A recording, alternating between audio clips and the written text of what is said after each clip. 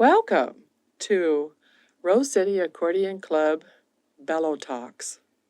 This is our first episode, hopefully in a long series, of talk about the accordion in all the members of Rose City Accordion Club, and they have many, many stories. I'd like to introduce myself. My name is Bev Spurgeon, and I am the current president of Rose City Accordion Club. And beside me today, I have Bobby Ferrera. She's our vice president. Welcome, Bobby. Thank you. This is a very exciting venture. It's going to really pull in a lot of interest from the members, of which we have quite a few, and this will allow it to also be spread to other places and other clubs. And back to you. Yes, I'm looking very forward to sharing this with the community of Clackamas County and also around the world. I know that they'll be able to stream in, or should be able to look at our YouTube site and be able to watch these interesting stories that we'll be developing over time. So first I'd like to start off with is that Rose City Accordion Club is a 501 that was started here in 1996. And so this is our 25th year. It's just a great celebration of how that we are come a long ways to communicate and to share our love of the accordion. So, Which we have one right here. Right. Yes, we do have one right here with us. And this is just a little small accordion. We have incredible amount of different types of accordions that we will share over time. So stay tuned with us. We have many, many things to do.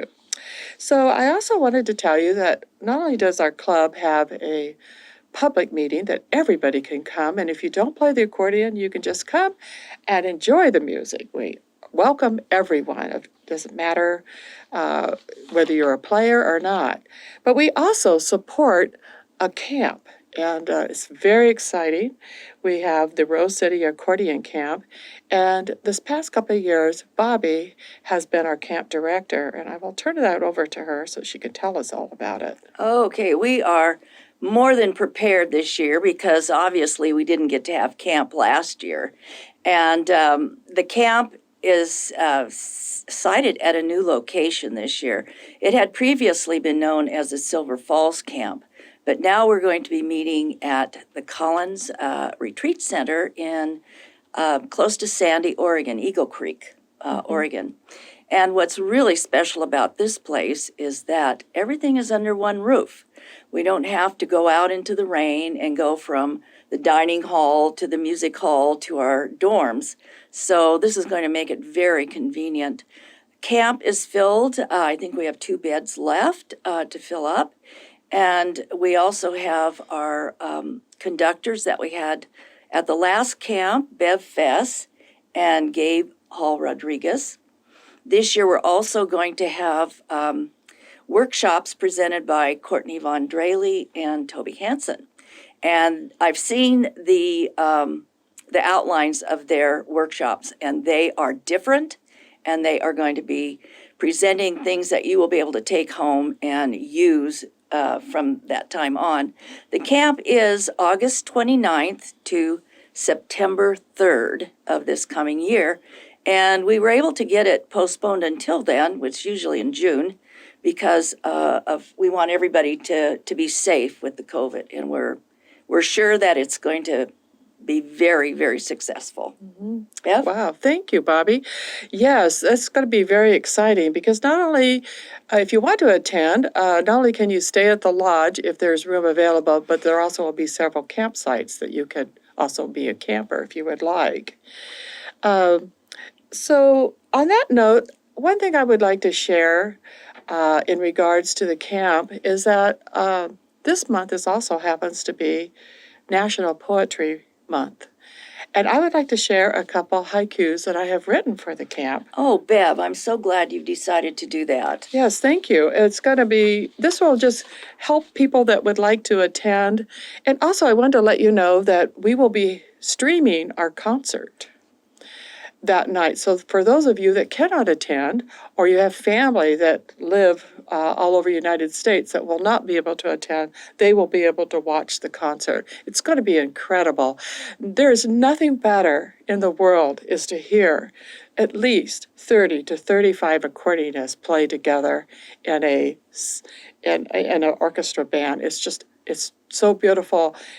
You don't want to miss it. I think what people don't realize about an accordion orchestra is that the accordion has many different voices, and the conductors have made sure that they have included in all of the 5 parts that they're presenting to the players, all of these different voices blending and into the piece that's being played. It's amazing. It is. It's really incredible. So I would like to just read a couple of haikus that I have written for the camp for this year that I think that will help give you a little more rounded viewpoint of our camp. Much awaited concert, resounding amid fir boughs. Accordionists have arrived. Streamed around the world, music of reeds and bellows lighten the sorrows. Nature trails burst with sonorous musical tones, perfect harmony. It does paint a picture, very true, of what they're going to be experiencing. Yes, it will be. It's wonderful. So also within our club, we also sponsor our youth, and we have a youth scholarship program that, once again, Bobby is in charge of this year. And I'll turn that over to Bobby again, and she'll give you a little more details on this. Well, we had a unique situation this year in that one of our club members is also a composer. And he offered 4 of his original compositions to be sold as a packet. And when people purchased that, the proceeds went to our scholarship.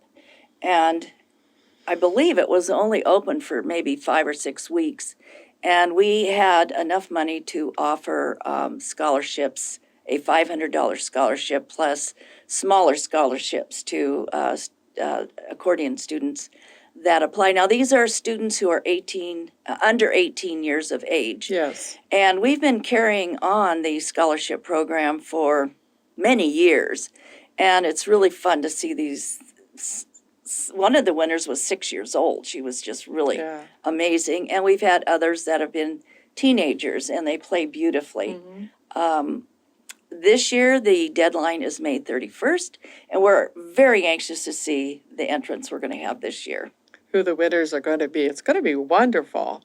I hope that we have a lot of them that will apply for this year. So, well, thank you, Bobby. Mm-hmm. That gives us just a little short synopsis of what our club is about. And hopefully that as you stay tuned to our podcasts over time, that you'll get to know each one of our members a little more in depth. So at this time, Bobby would like to interview our first person. Okay, let me give a little background about my self-imposed biographer on the road. This started over a year ago, and first of all, Bev produces the newsletter, and for those of you watching this who are in the club and get the newsletter every month, when you see poetry and you see special information, Bev has created all of this. She's the writer of most of this, and she's asked for help. So I said, okay, I'll produce biographies of the members in the club. Well, this has been going on for a year, and not knowing that we were going to do a podcast, I interviewed Bev. It was her turn last month.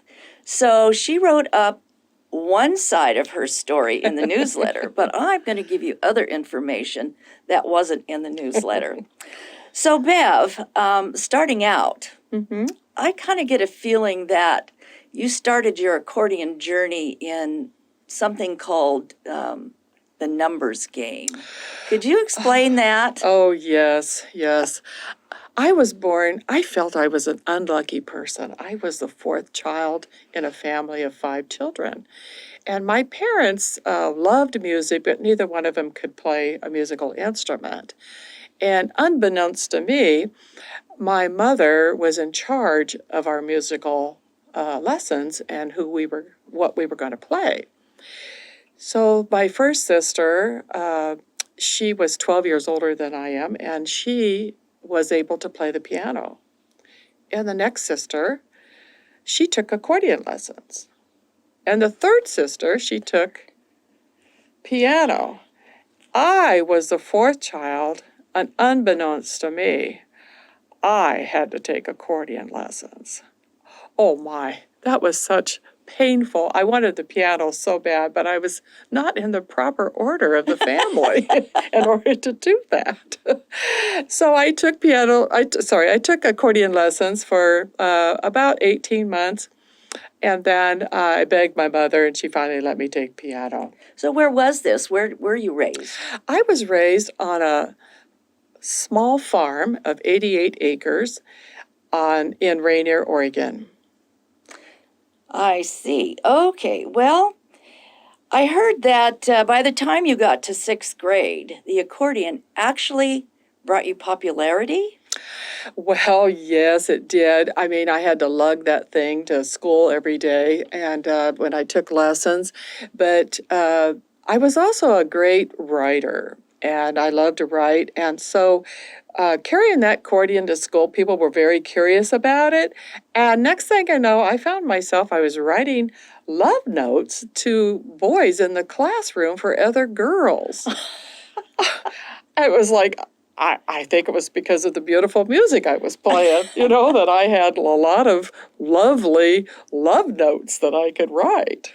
So I was quite popular. You were popular, but this popularity also became the demise of the accordion. What happened then? So, well,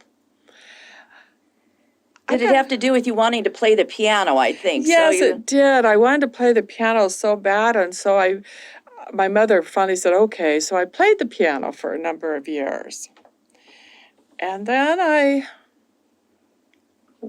played the guitar shortly. And you never picked up the accordion again. I didn't. I waited for many years, but in the back of my head, I realized that my grandfather, who I had never met, was my musical angel. And he played the accordion for barn dances in Nebraska. Oh, my. Oh, yes. My mother said it was just wonderful. He played by ear. He played every weekend. It was just lots of fun to listen to him play. And so one day, my husband said, you can't play the piano while I'm trying to watch TV. So I went online and I thought, well, maybe I'll try the accordion. It's smaller. I could go to another room. So I ended up finding the Rose City Accordion Club in Milwaukee, Oregon. But you also, around the same time, I think it was 2010, you and Larry went up to Leavenworth. Yes. And there, of course, was the Accordion Festival. Yes, it was. It was just wonderful. I mean, we drove up there and my husband said, oh, I'm going to tell people at work it's a harmonica festival because I don't want people to know we're going somewhere where they play accordions. So we got there and oh my gosh, he too even realized how happy people were. Everybody was so happy. They were walking around carrying their accordions and talking to each other and music everywhere, in the gazebo, in the hall. And it was just wonderful and hundreds of accordions for sale. And so I purchased my first Titano and lo and behold, I went over to look at some sheet music and it happened to be Laverne, who was from the Rose City Accordion Club, and she sold me some music, and I went home, and then I went to club one day. Well, not just one day. That was 2010. Yes. And it's been a long road, and now you're president. Yes. Little did I know. You went from a shy gal I heard in the back of the club meeting to the president of the club. Yes, it was an interesting road. Yes, I stood in the back there for almost 2 years, or it was close to 2 years before I ever even went to the front and played the accordion. But after you did that, I'm going to just tell the audience a few of the places you've played. Oh, okay. Okay, you started out by playing at the Clackamas Senior Center for lunch. You did that for 6 months every Thursday, and you had quite a following. I did, And there was yes. this one 91-year-old lady. What did she Yes. say to you? Oh, every time I come in, she would clap her hands together like this, and she'd say, "Oh, I just love you and Myron Florin." Oh, she just thought I was as great as he was as an accordionist. It was wonderful. And then you and Jill, another club member, Jill Patton, you two played at Saturday markets in Woodstock on the street corners. And then you started the organization of a parade of your accordion club members. And what did we have to do first? Oh, yes. Well, we played in the parade together, and we had little small accordions that we could carry. Some of us had to actually get little small accordions before right. we could be in the parade. Yes, that's true. And we decorated them, and we wore whatever little outfit we wanted to. And remember, there was about 7 or 8 of us, and we paraded through the streets. And we played that fun. same song mile after mile. That was fun. Oh, and you've played in Mexican restaurants. Yes. And asparagus farms. Uh-huh. Yes, mostly Western music then. Right, yes. But then you teamed up with Delette, another member of our club, and you started playing Norwegian music. So why don't you tell us about Yes, that? that was kind of an interesting thing. She would go to the Norwegian Grange Hall it's called the Sons of Norway, up in Kelso, Washington, with her husband, and they needed someone to play live music. And so she said she would play, and so I said, that's my hometown, so I've got to play there too. So we went and played together. We started playing Scandinavian music together, and we had so much fun. And the first time we were there, they said, "Oh, are you Norwegians?" They were all dressed in their little outfits, and we said, "No, she was from Austria, and my family was from Germany." And we were playing Scandinavian music. So we were allowed to stay. In fact, as they said, the only thing we can give you is a lutefisk dinner. And how many hours did you play for that lutefisk dinner? Yes. Oh, you were desperate. Yeah, we played 6 hours in a row, only time to get up and, take a tiny break, and we're back playing. Oh, it was, the Italian meatballs were good there. Well, good. They called them the Swedish meatballs, but we heard a little secret. It wasn't homemade Swedish balls, but anyway, it was tasty. Well, also, the Rose City Accordion Club has a standing spot at the Mount Angel Oktoberfest every year. And every player in our club is given the opportunity to play in a time slot, 1.5 to 3 hours. And that's been going on for many years. And that's organized by one of our club members, Marlene Meisner, Yes. who her claim to fame is she has played in every Oktoberfest. And even though they didn't have an Oktoberfest this year, she played behind the curtains with her mask on, down where they were handing out the dinners. Right. That's just a little aside. Back to That's you now. dedication. That's dedication to the accordion, Yeah. don't you think? Yes, it is. Yeah. And, stay tuned, because we plan to have that story later on in our podcast. You'll be looking forward to that one. Yeah. Well, on a final note, Yes. in your write-up in the newsletter, you focused on your trip to New York and playing this dream that you'd been played in your head for years. Did you want to add anything to that story of playing in Central Park in New York? Oh, yes, that's an interesting story. When I was growing up on the farm, I thought I was just unlucky person. Not only was I unlucky that that I was number 4 and I had to play the accordion, but I was just unlucky having to live on a farm. And I would lay in the hay fields, daydreaming of the day I could go to New York City and see to see it. And so later on in life, after as I became an adult, after I had taken up the accordion, I went to New York City, I was so excited. It was my first trip there and everything. And we went down and we saw the memorial to John Lennon, and who happens to be one of my favorite Beatles. And of course, my very favorite is the song Imagine. And there's a little memorial there in the ground with it says Imagine, and people were putting roses there. And after we left there, we were strolling down the one part of the park that is lined with trees. It's just a gorgeous area. And as we were walking down, I heard an accordionist playing. Oh, of course. I was like, oh my goodness, this is a dream come true. And so I went over there and I says, I play the accordion too. And he says, here, you can play.